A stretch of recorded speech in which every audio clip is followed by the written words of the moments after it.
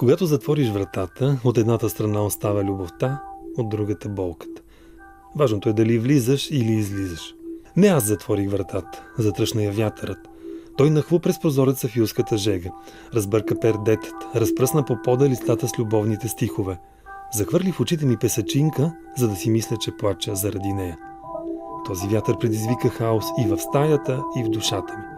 Но ми хареса как гали бузите, как докосва сухите устни и как ми говори в здрача.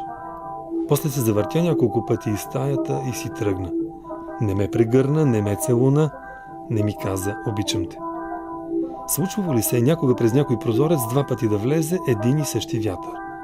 И си тръгна, като всеки друг вятър. Аз останах да чакам в мрака на юлската нощ и се надявам, че помни стаята и пердетата и листата по пода, устните и сълзите ми. При мен беше вятър, наречен любов.